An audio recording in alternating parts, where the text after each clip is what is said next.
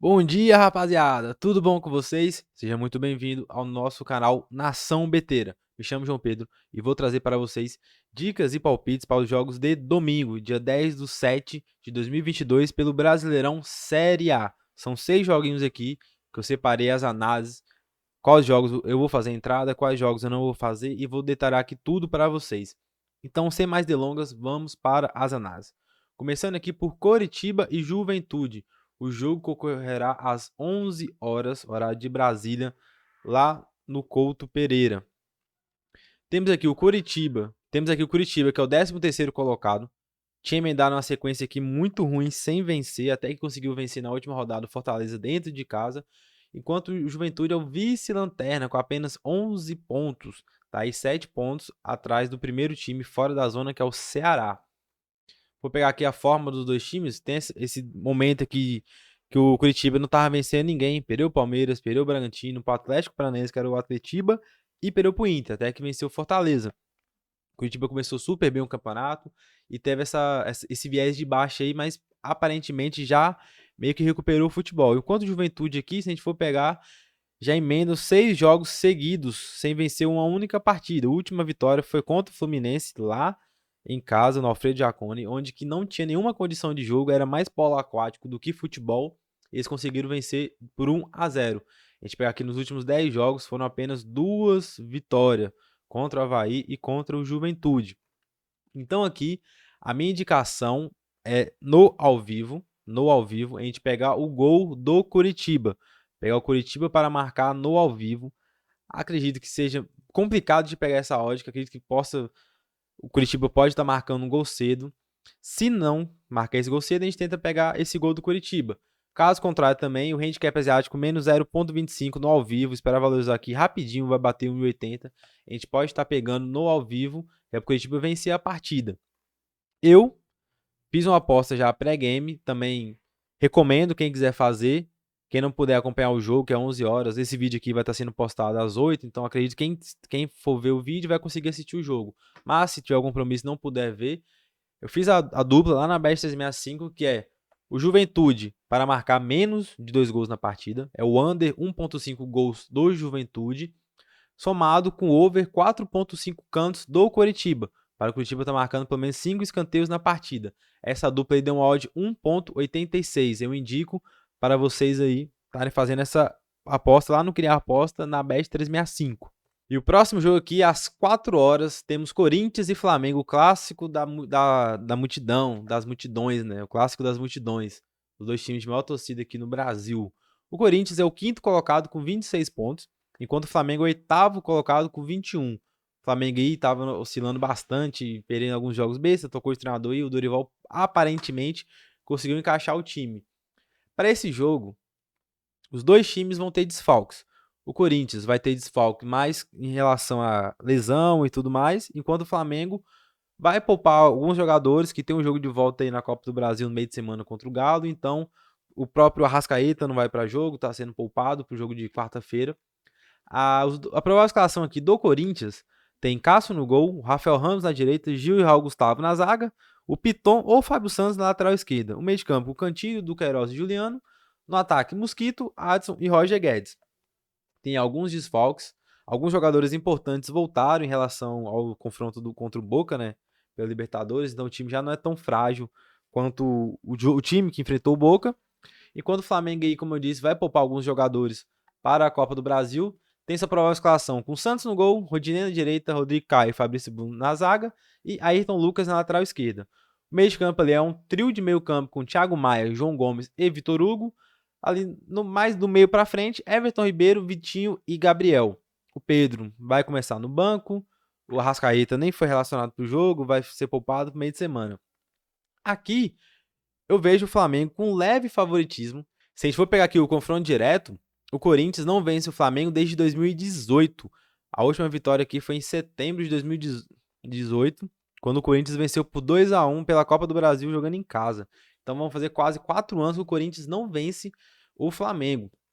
Aqui eu vejo um leve favoritismo para o Flamengo. A forma do Corinthians nos últimos 10 jogos perdeu apenas 2, Cuiabá e Fluminense fora de casa.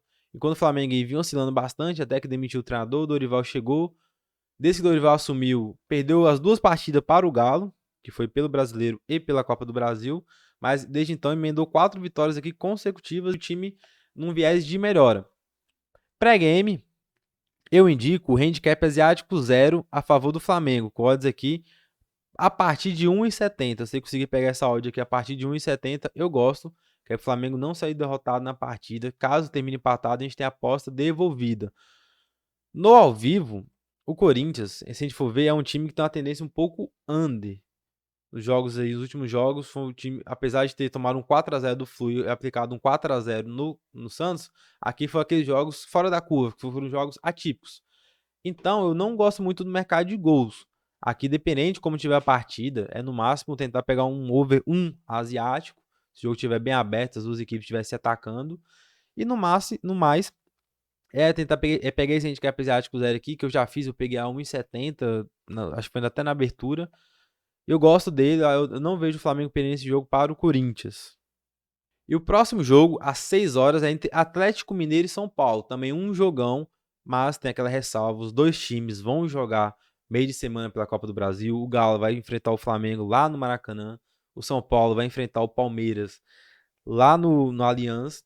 Os dois times venceram o primeiro jogo. O Galo venceu por 2-1 o Flamengo em casa. O São Paulo venceu em casa também o Palmeiras por 1-0. Tem a vantagem. Então a gente precisa ver como as equipes vão estar escaladas, se vão estar focadas para esse jogo. De cara, essa odd de 1,65 para o Galo vencer, eu não gosto. Eu não gosto.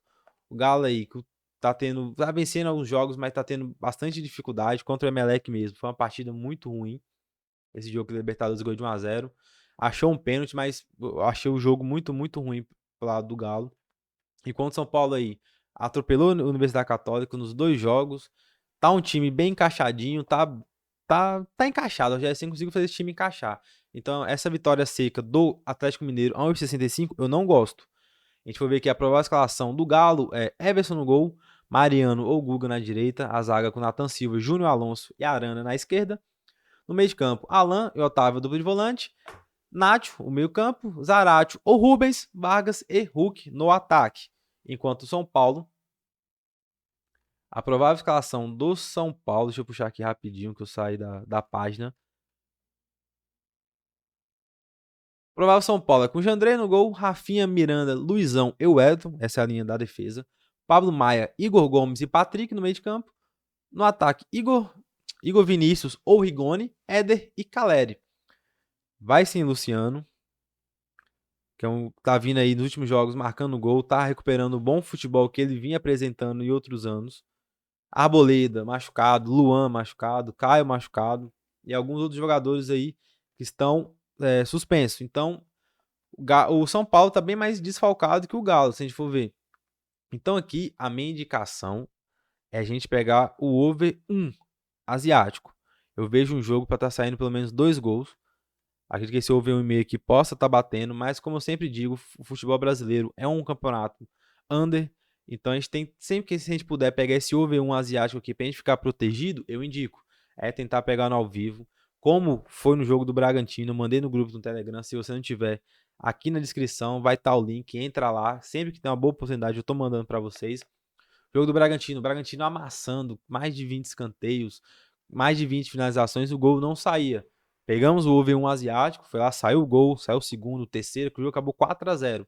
Mas eu sempre prezo para tentar pegar essa segurança aí do gol asiático. Então eu indico o over 1 asiático para esse jogo. No mercado de handicap é no máximo, o menos 0,25 do Galo. É pegar o menos 0,25 do Galo, com odds aqui próximas a 2. É no máximo, isso se tiver bem.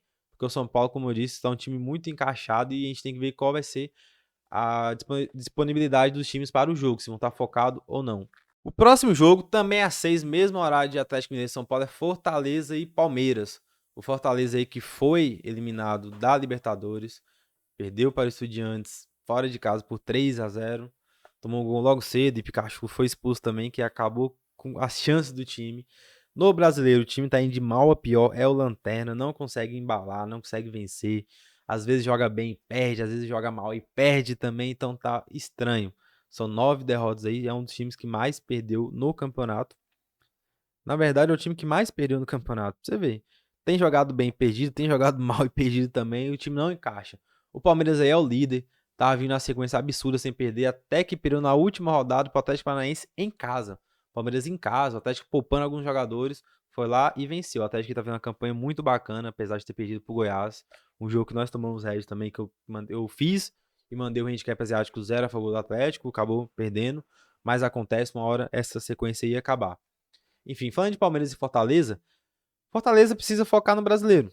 Agora, vai ter jogo da Copa do Brasil meio de semana, só que o foco tem que ser no brasileiro. Venceu o Ceará por 2-0, então tem ali uma pequena vantagem pro jogo de volta. Então tem que ir com força máxima para esse jogo.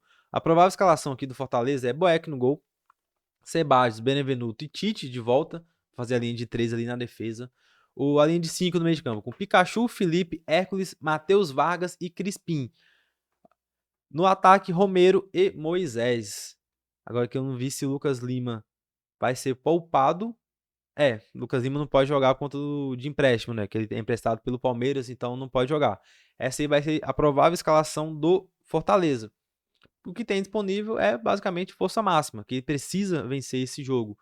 Já o Palmeiras tem um jogo meio de semana também contra o São Paulo, tem que reverter o resultado ali de 1-0, mas no meio de semana, contra o Cerro Porteño, já meio que poupou alguns jogadores, então acredito que o Palmeiras vá com força o mais próximo do ideal. Tem ali, o Gustavo Gomes não foi relacionado, então a zaga vai ser composta por Luan e Murilo, no gol o Everton, nas laterais Marcos Rocha e Piquerez, meio de campo Danilo, Zé Rafael, Gustavo Scarpa, Veiga, no ataque Dudu e Rony. É basicamente o time ideal do Palmeiras. Se for essa escalação mesmo ali, só vai estar faltando o Gustavo Gomes na zaga, geralmente no lugar do Luan. Então aqui eu vejo o Palmeiras favorito. Eu não vejo o Palmeiras perdendo esse jogo, mas todavia, porém, a minha indicação também vai ser o over 1,5, saindo pelo menos 2 gols na partida. E como eu sempre digo, se o jogo estiver super movimentado, a gente entra no over 1,5. Mas se a gente tiver a oportunidade de pegar o over 1 asiático, é o ideal, que saindo apenas um gol, a gente está protegido e não perde a aposta. Então eu acredito que possa estar saindo 2 gols nessa partida. Não vejo o Palmeiras perdendo. Caso o Fortaleza saia na frente, eu gosto de pegar o dupla chance a favor do Palmeiras. E o over 1,5 gols no jogo. Próximo jogo aqui temos Santos e Atlético Goianiense. Também dois times que vão jogar meio de semana. Sempre tem isso na cabeça. Os times vão jogar meio de semana, Copa do Brasil. A gente tem que ver qual vai ser as reais. O real foco do time nesse jogo meio de semana. O Santos aí que demitiu o seu técnico, Fabian Bustos, após ser eliminado pelo Deportivo Táchira na Sul-Americana, perdendo os pênaltis. É o 12º colocado com 19 pontos, enquanto o Atlético Goianiense é o primeiro clube na zona da degola com 17 pontos, é o 17º colocado, e curiosamente só apenas 2 pontos separam os dois. Se o Atlético vence o Santos hoje, passa o Santos na zona de classificação. A gente for ver aqui, o Santos, jogando em casa, é apenas o 14º colocado, com 3 vitórias, 3 empates e 2 derrotas. Enquanto o Atlético Goianiense fora é o 15º, com 1 vitória apenas, 3 empates e 3 derrotas. Olha, meus amigos, 2 pontos aqui. Santos demitiu o treinador, vai com o técnico interino. Quem vai comandar vai ser o Marcelo Fernandes e com o seu auxiliar técnico Giovani, o meia Giovani, que é ídolo aí do Santos também. Essa odd de 1,95 assim pro Santos, que tá oscilando bastante, que tá sem técnico, eu não gosto. Eu não gosto. Só que por outro lado, eu não estou muito confiante nesse Atlético Goianiense aqui, dupla chance. Esse dupla chance eu não estou muito confiante. Eu vou ficar de fora desse jogo.